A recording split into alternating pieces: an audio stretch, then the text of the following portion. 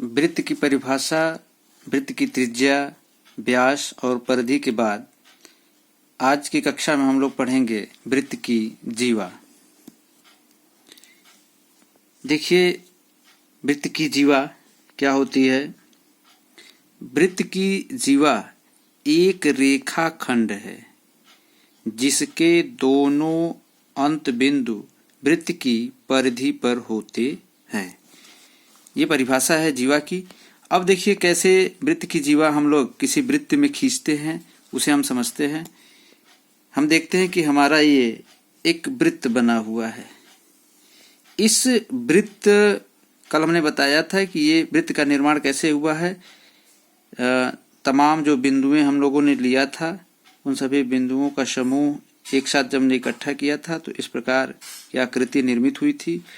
अब जीवा में भी हम इस परिधि पे पड़ने वाले किन्हीं दो बिंदुओं को, एक बिंदु हमने मान लीजिए P ले लिया, दूसरी बिंदु Q ले लिया। अब इन दो बिंदुओं को अगर हम आपस में मिलाएं एक सीधी रेखा खंड के माध्यम से, तो ये P और Q इस वृत्त की एक जीवा है। इस प्रकार इस वृत्त के ऊपर परिधि पे जितने भी बिंदु हैं, इन सभी पड़ने वाले किन्हीं दो बिंदुओं को अगर हम आपस में मिलाते जाएं, जैसे R है, S है, दो बिंदु है, इन दोनों बिंदुओं को अगर हम आपस में मिला दें तो एक नई जीवा बनेगी।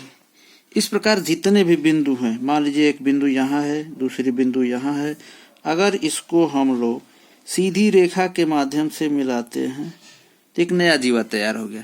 इस प्रकार से हम लोग इस वृत्त के सभी बिंदुओं को, किन्हीं दो बिंदु उसमें से ले ले और उन दोनों बिंदुओं को आपस में मिलाएं तो उनके बीच की जो दूरी होगी उसको हम लोग जीवा कहेंगे।